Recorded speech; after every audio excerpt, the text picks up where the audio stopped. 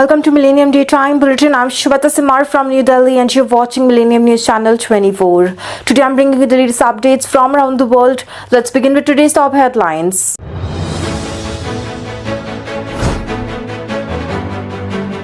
Children among 18 killed in Russian attack on Zelensky's home city.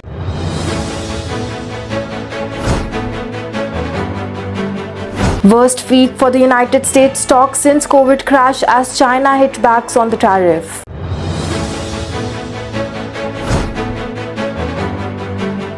Trump extend deadline to keep TikTok running in the United States.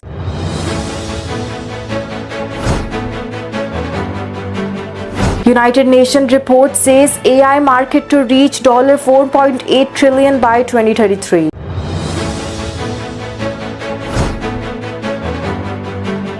India passes controversial bill on Muslim properties after fierce debate.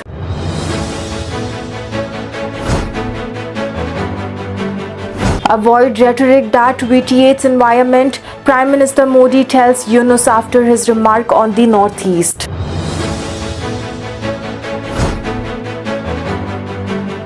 Amit Shah arrives in Chhattisgarh to interact with the security officials on anti-Naxal operations. Mixed market signals, tech stock climb while the commodities retreat in the volatile session. ISSF World Cup, Chain Singh picks up men's 50-meter rifle 3-position bronze in the Buenos Aires. IPL 2025 MS Dhoni could lead Chennai Super King again on Saturday if Rituraj Gaikwad doesn't recover from the injury. Now let's look at the details. A Ukrainian missile attack on the central Ukrainian city of the Kryvyi Rih has killed at least 18 people and left dozens wounded, the Ukrainian officials have claimed.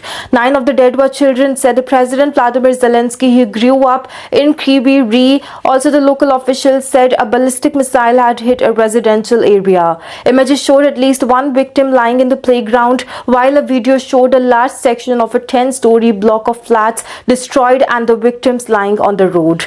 Russian Defense Ministry later claimed that a high-precision missile strike had targeted a meeting of unit commanders and Western instructors in a restaurant and that up to 85 were killed. Also, it provided no evidence. Ukrainian military responded by saying that Russia was spreading false information to try to cover up its cynical crime. It also said that Moscow had fired an Iskander-M ballistic missile with a cluster warhead to maximize casualties. Also, the attack early on Friday morning was among the deadliest on the Kryvyi Rih since the start of the Russian full-scale invasion in 2022 and comes as the US President Donald Trump pushes for a ceasefire. Zelensky wrote on social media that at least 5 buildings had been damaged in the Friday's attack. Also, this is the reason why these continue. Also, Russia doesn't want a ceasefire and we will see it. Also, the head of Kryvyi Rih Defense, Alexander Vikul, also said that a residential area was hit very badly. The missile exploded in the air to injure more people, he said. Children were killed and on the near playground there were bodies.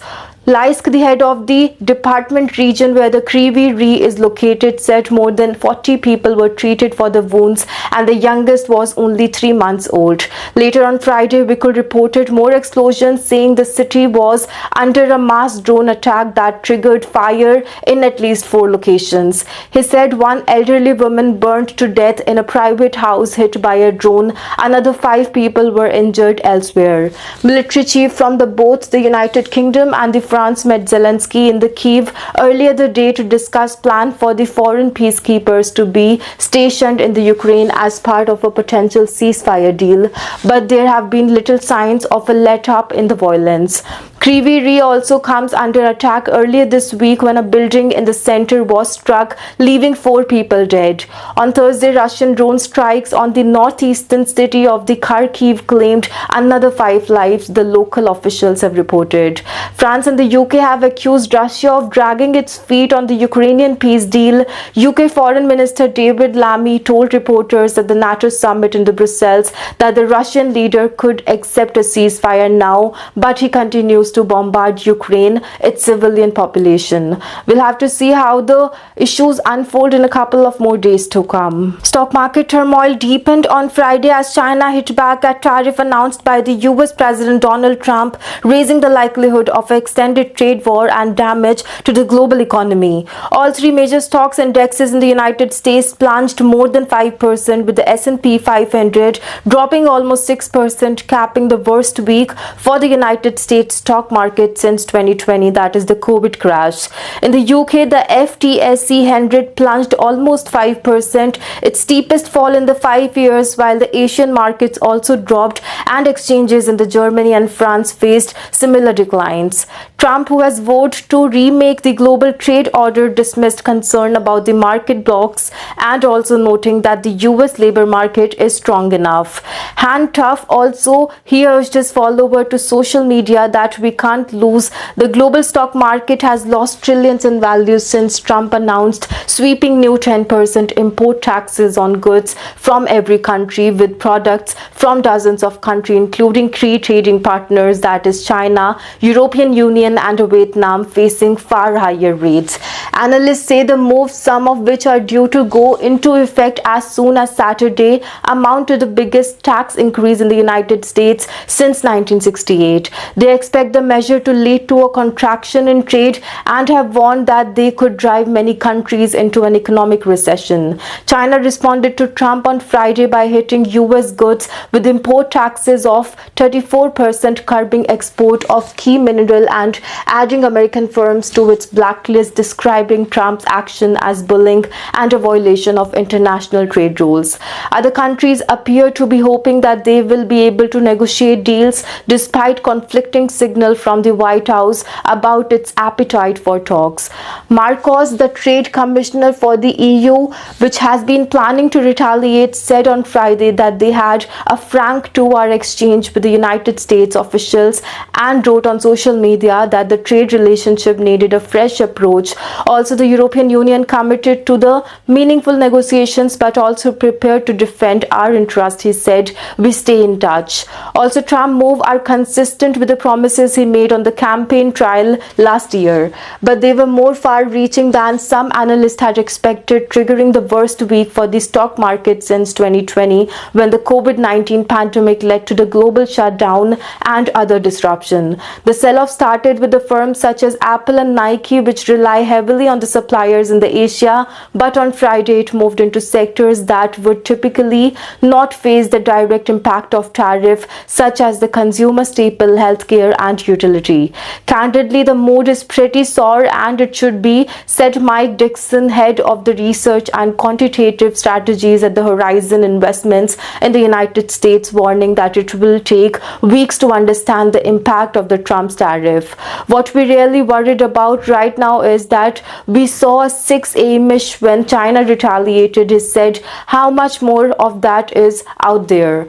Also, we'll have to keep updated by US President Donald Trump has granted TikTok a second 75-day extension to comply with the law that requires the hugely popular video app to either sell its US operation or face a ban in the country. We do not want TikTok to go dark, Trump wrote on Truth Social. We look forward to working with the United States and TikTok and China to close the deal. Also, the platform is currently owned by the Chinese company ByteDance. Trump's first extension was granted after he took office in January and was set to expire on Saturday. The social media platform, which says it has more than 170 million users in the United States, must close in the US under a law passed by the Congress unless a buyer is found. Also, in a statement on Friday, ByteDance said it has been in discussion with the Trump administration, but an agreement has not been executed. Also, there are key matters to be resolved. Any agreement will be subject to approval under the Chinese law, a spokesperson said. Former US President Joe Biden's administration had argued that TikTok could be used by China as a tool for spying and political manipulation. Congress passed a bipartisan law that last year that gave ByteDance 6 months to sell its controlling stake in the TikTok or see the app blocked in the United States. Opponents of a ban have cited freedom of speech as the reason for keeping the platform open. The new extension comes as the Trump administration tries to broker a deal to bring the social media platform under the American ownership and keep the popular app running in the United States. The deal requires more work to ensure all necessary approvals are signed, Trump wrote on a Truth Social platform on Friday. A TikTok deal was reportedly nearly finalized on Wednesday but fell apart after Trump on the same day announced sweeping global tariff including on China. Biden representatives contacted the White House to inform them China would no longer approve the deal unless negotiations on the tariff could take place. A source familiar with the deal told the CBS News, the BBC US partner. Also, the unnamed sources said the plan had been that for Trump to sign an order initiating a 120-day period for closing the deal, allowing time to finish paperwork and securing financing. By 2033, the market for artificial intelligence will reach to $4.8 trillion, a report on technology and innovation by the United Nations has said. The Technology and Innovation Report 2025 was released by the UNCTAD, that is the United Nations Trade and Development Authority, on the Thursday in Geneva. Also, the Secretary General Rebecca also called for the stronger international collaboration to shift the focus from the technology to people, enabling countries to co-create a global artificial intelligence framework. Although the India that has invested heavily in the telecommunication services, less than half the population has stable internet access. Also, the report included the two success stories from India, one from the industry, that is Tata Steel, which witnessed improved productivity, profit, and another an urban healthcare experiment, M-Mitra.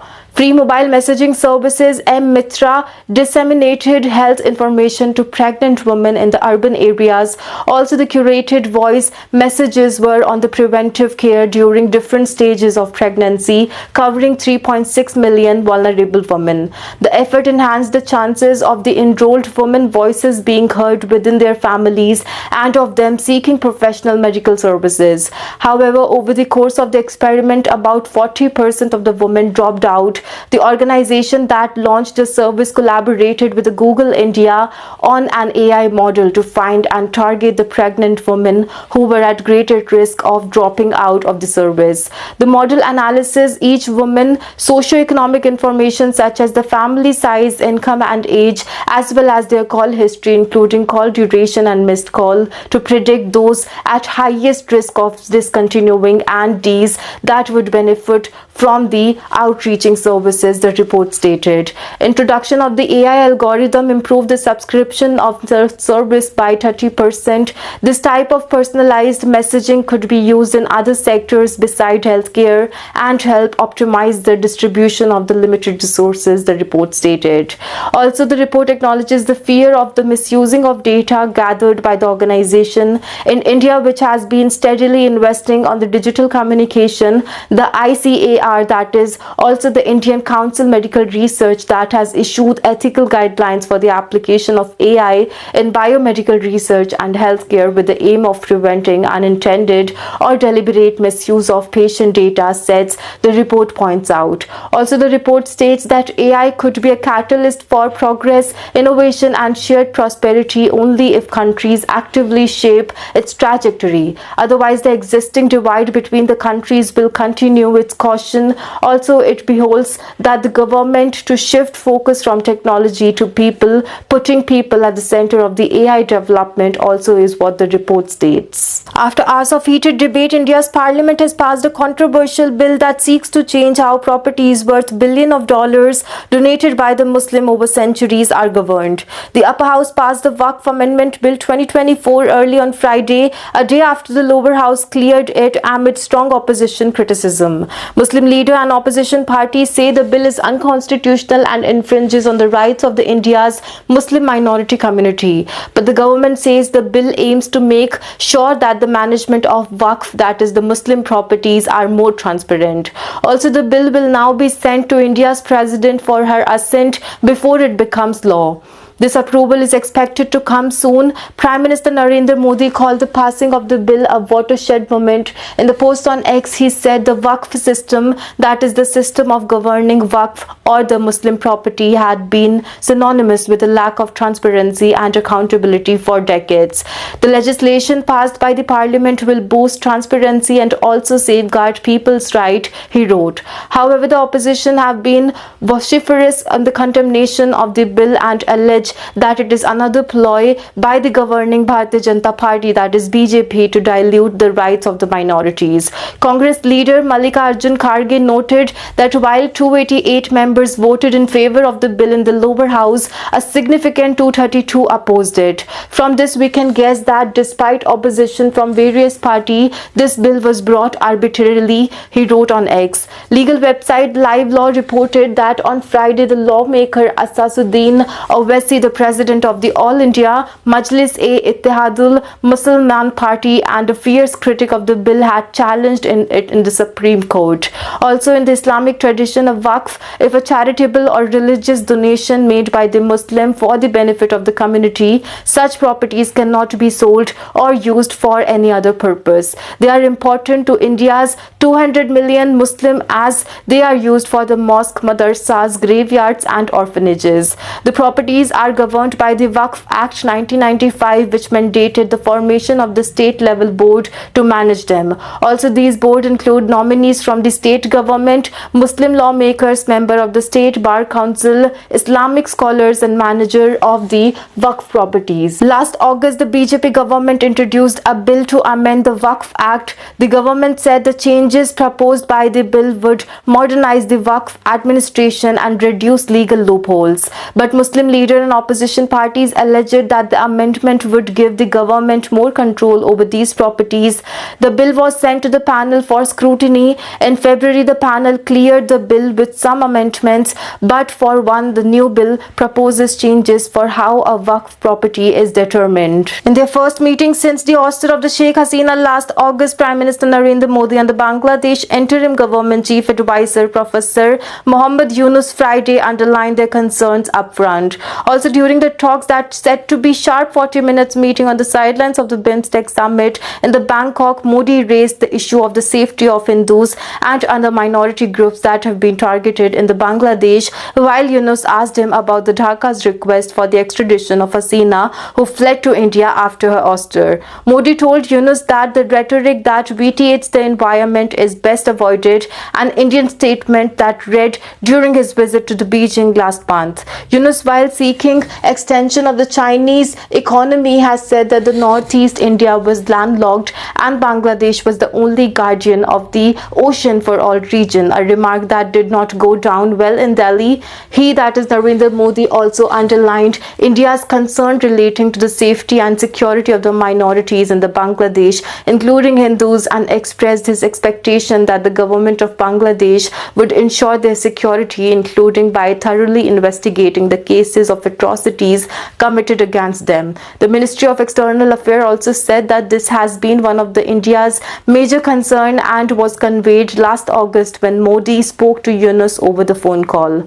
They also had last met in India at the ISC, that is the Indian Science Congress, almost a decade ago. Also, according to the Bangladesh government statement, while responding to Modi's concern over the condition of minorities in Bangladesh, Yunus said that the reports of attack on the minorities were hugely inflated and the bulk of them were fake news. He also asked the Prime Minister to send reporters to the Bangladesh to investigate the alleged attacks themselves. Also, the chief advisor said that he has instituted an effective system for monitoring every incident of religious and gender violence in the country, and his government was taking serious action to stop any occurrence of such incidents, the Dhaka statement read. The Yunus inquired about the status of the Bangladesh request for the extradition of the Hasina, which remains pending with Delhi.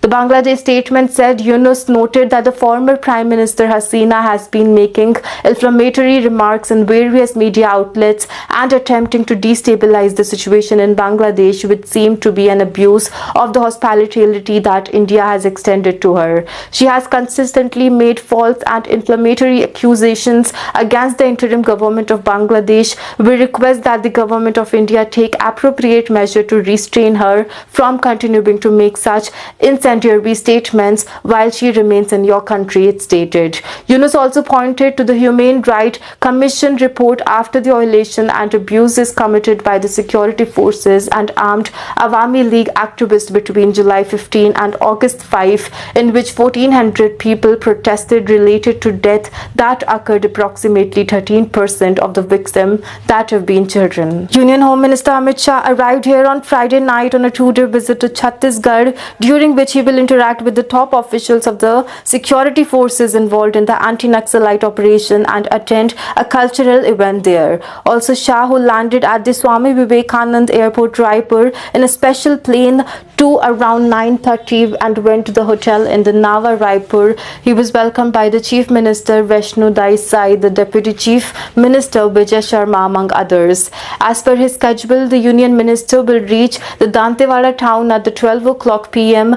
on Saturday, where he will offer prayers to the Ma Danteshwari temple and attend the closing ceremony of the Bastar Pandram event, that a cultural event that of the state government. Thereafter, the Shah will interact with the commanders of the security forces involved in the anti-Naxal operation. He will also chair the review meeting on the anti-Naxal operation and his department at a hotel in the Naya, Raipur at 5:20 p.m. before leaving for Delhi, an official said. The Union Home Minister has frequently underlined the government's resolve to eradicate Naxalism by March 2026.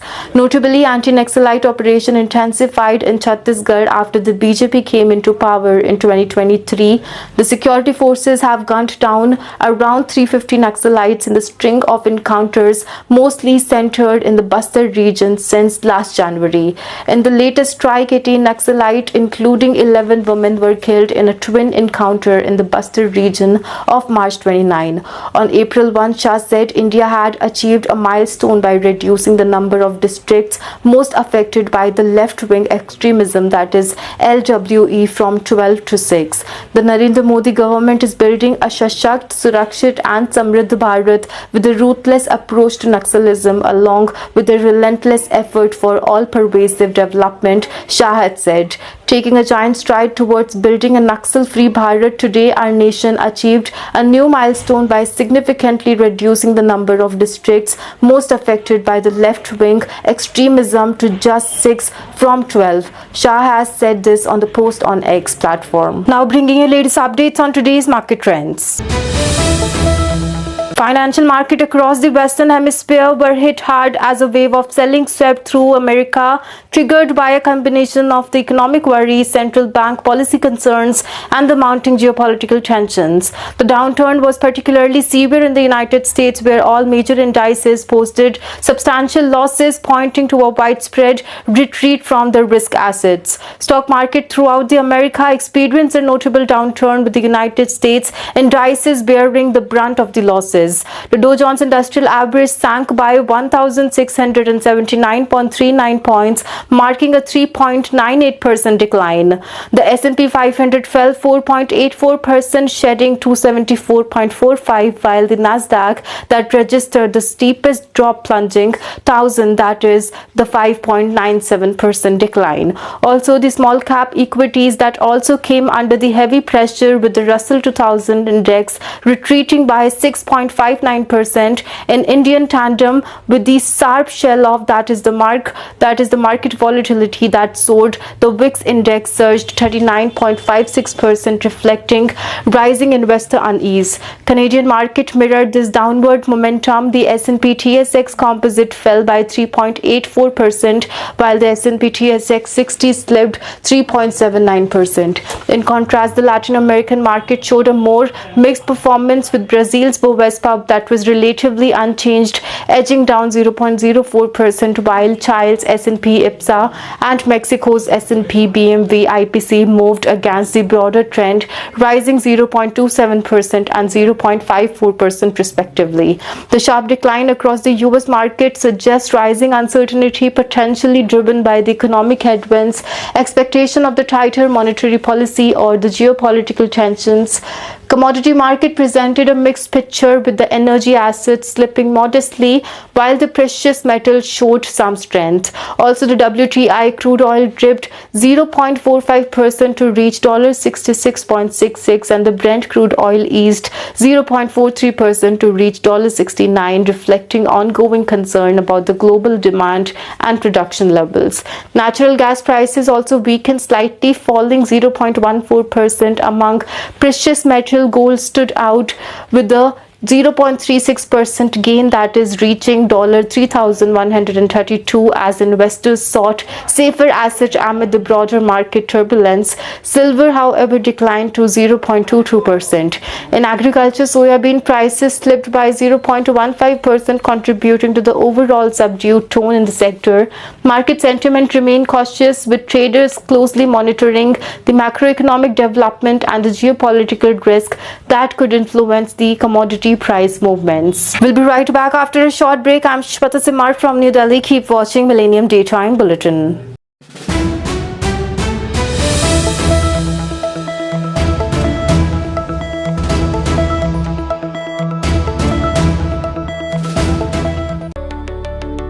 Hello viewers, you are watching Millennium News 24.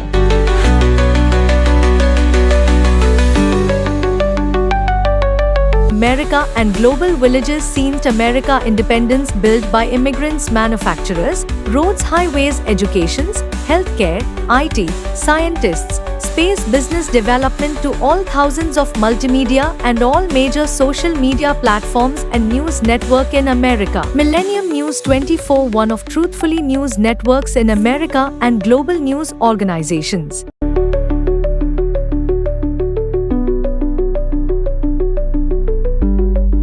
Please watch, follow and subscribe. We are in iOS and Android devices, Roku, Amazon, Apple devices, all smart TV, globally Horizon satellite, social media Millennium News 24, Millennium TV 24.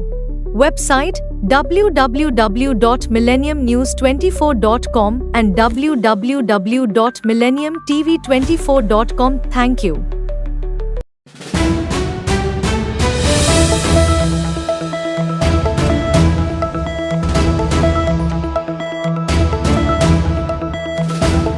Welcome back after the break. I'm Shweta Simar from New Delhi and you're watching Millennium Daytime Bulletin. Now let's look at some sports highlights.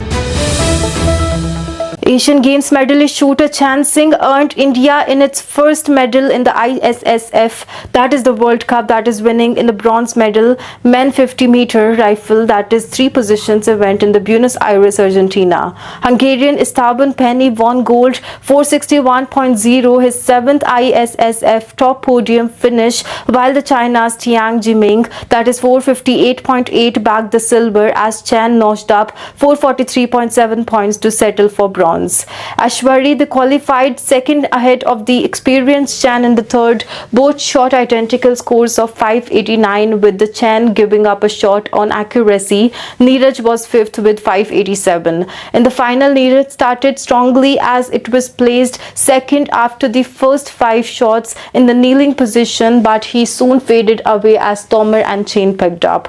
The Indian duo, which was 5th and 6th after the first kneeling position, moved up to the 3rd and 4th spot after the superb effect in the prone round. Also, they have been held familiar grounds in the final standing position as Chan went on ensure a medal for India.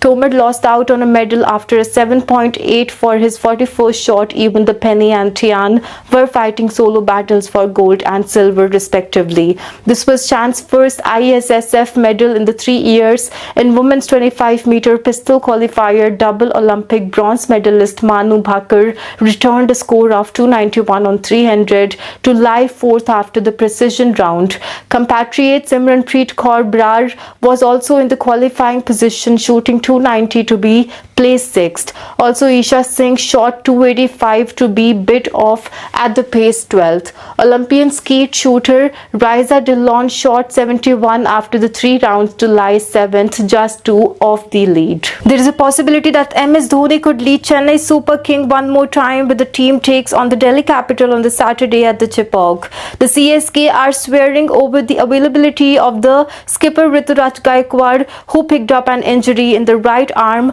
and also Gaikwad, who was hit by Tushar Deshpande delivery that bounced extra from a shot of good length in the right arm in the last match against the Rajasthan Royals. He again the training part that has switched over, and the CSK batting coach Mike Hussey on Friday also said that a call could be taken after how the batsman goes about it and on the net sessions. Though Gaikwad did not continue to bat after getting treatment on the field, he remains a doubtful starter for the afternoon clash at the MA Chidambaram Stadium.